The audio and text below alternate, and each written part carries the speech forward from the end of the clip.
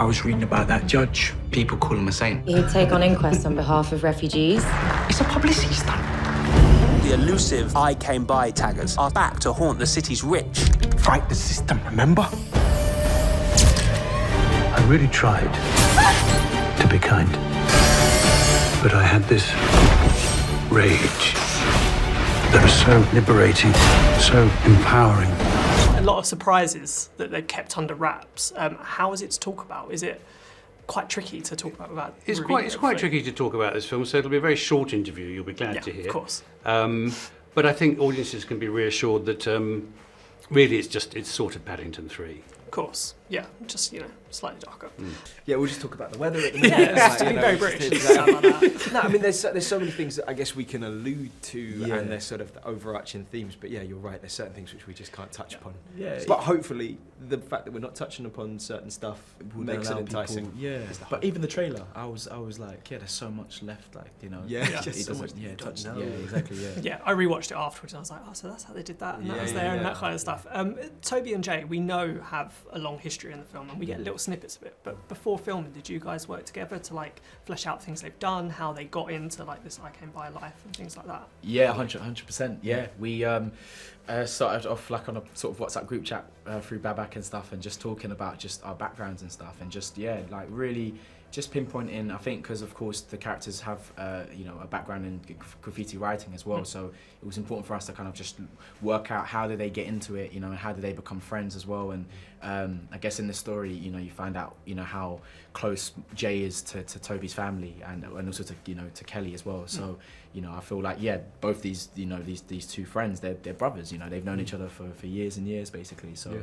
Yeah, kind of just growing up together, really. Yeah. It was just kind of time spent, really. We talked. We had a couple of quite long Zooms where we did a lot of the backstory stuff, and then when we were just doing the graffiti practice and a bunch of the kind of the prep work, the physical work, you then just have a day to be a bit that idea that's come up from that more sort of intellectual talk to people. Okay, maybe this is that thing that happened then. So it was just time spent, really. Yeah. And did you do all your own graffiti works? Is that all your artistic work? No, we did it when you couldn't see what we were putting on the wall. So we did one version at the end, which is a kind of pretty shoddy version of the tag that you see. But no, there were some proper writers who did it. The proper stuff. But we gave it a go. We sprayed paint. Yeah. but with the technique and everything, right? Yeah, with the technique, with the sort of the movement. But our final piece was not quite the final piece that you see.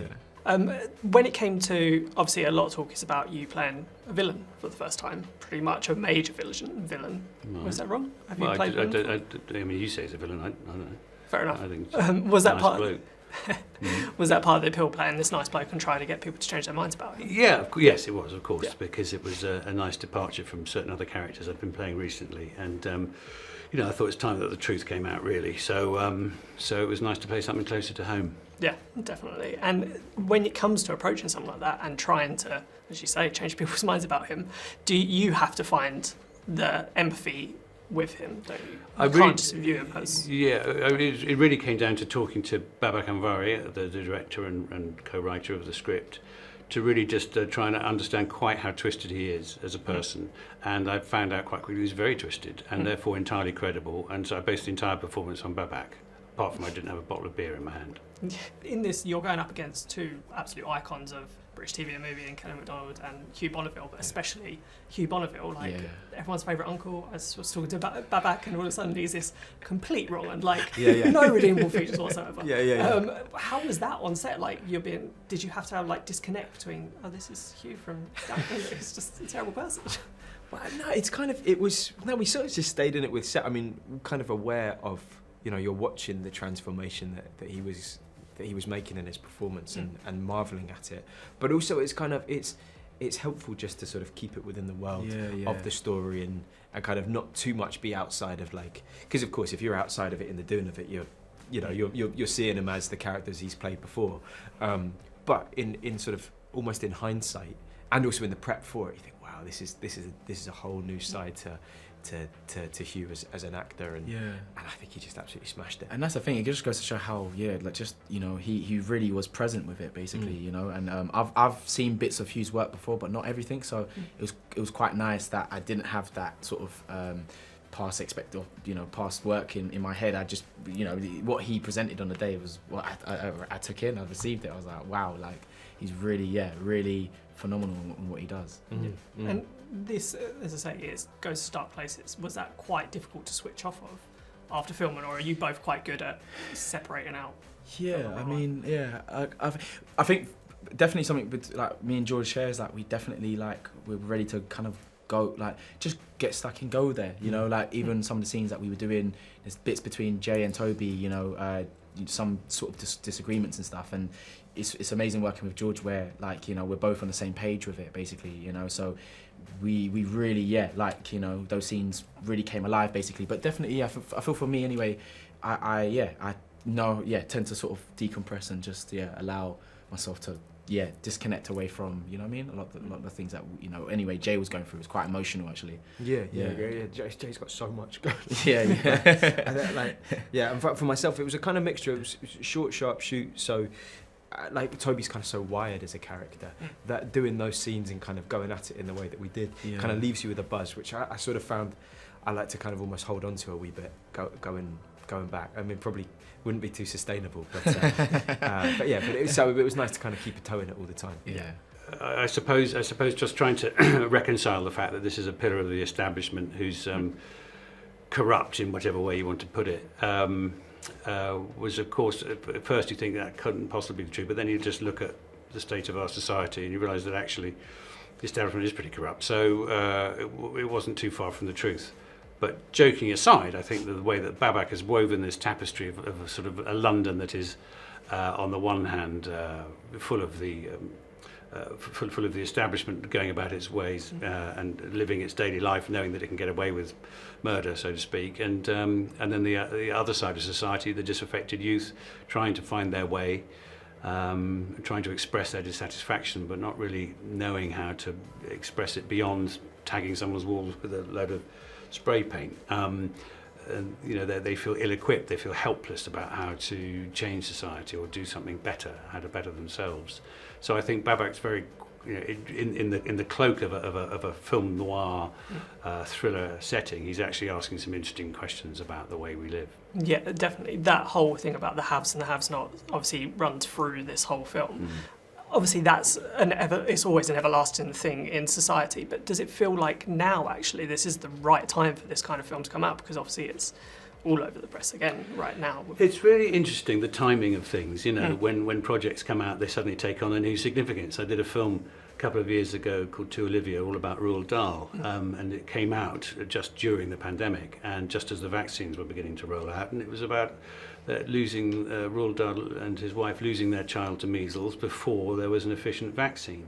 And it sort of it resonated because of that very reason, the whole question about vaccines and their efficacy and the rollout of that. And at the same time, now we're entering this period, I think one of the biggest crises our generation will ever have seen, which is this cost of living crisis. And I think the government is sleeping on the job. We may be in August as you and I are speaking, but coming over the horizon is, I think, potentially hugely disruptive time in society, with the haves feeling okay and cushioned because they're all on holiday anyway, and the have-nots being really, really seriously punished for being the have-nots, and that doesn't seem fair. And I think funnily enough, some of the themes in this film resonate with that. It's just coincidentally quite timely. Yeah, and obviously coming out on Netflix, which means everyone can see it pretty much over opening weekend and get talking about it, get discussing about it online. When you're working on a Netflix film, does it feel different to other films you've done, or have they just become such a mega production studio that it feels the same as it always does? Well, I think in the world of independent films, and obviously we're grateful that they're putting it out in cinemas, because this, Babak and other filmmakers want their films to be seen on a bigger screen, on a bigger canvas, with a shared experience of which you can only get in a cinema, of watching a film with other people, and that's the joy of it. Whether you're watching a Marvel film or a smaller, more intense show like this. We can all watch films on our watches. if we want, and or at home in our big or small tellies that we may have acquired over the pandemic years. But going to the cinema, I think, is a wonderful cultural experience, and is an important cultural experience, as is going to a live gig or anything else like that. It's a collective experience, and so to have this going out, albeit on a limited release in the UK, is really important. And Netflix are still, and some of the other streamers are still safeguarding that haven, and long may that continue.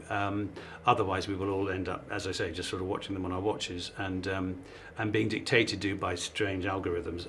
Whereas this is it's a conscious decision to go to the cinema and enjoy that, or experience that. The release of that work of art, that film, that piece, is an active choice rather than a lazy flick of a button.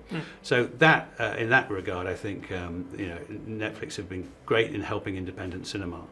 The cinema making films, independent films, has become an incredibly complex coalition of the willing to try and everyone, all the funding sources together, and the producers are breaking their backs on, bridge funding and etc. And just trying to get over the finishing line. And Netflix has been able to, because of the way that it operates, to come in and service a production from start to finish, and to back it right through to release. And this is one of the first of the slate of the new UK outlet, and it's great. So let's see how it goes. But it was great to feel that there was a proper support network there, and not just one of the threads could come unravelled at any moment, as so often happens in independent films.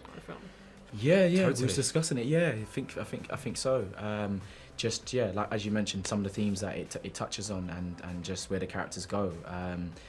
I think people are going to have an experience in terms of when they watch this film, definitely. But then, like we've been discussing before, the messages are there, and it's not kind of overloaded, in your face. It's a part of the piece basically, and I think that just makes it really special. Yeah, totally. I think at this time where kind of, all the shifting of power, but it kind of just sort of seems to remain in the hands of the powerful because of those sort of mutual connections, basically, and that sort of that level that they operate, it kind of takes away the fairness of it with among broader society. So this feels like this film touches upon all of that big time. So it does feel particularly pertinent. Yeah, and one of the more unexpected elements of Hector's character is he's a big Rick and Morty fan. He's watching it on the TV as he's preparing his thing. How about yourself? Was this like the first time you had an experience?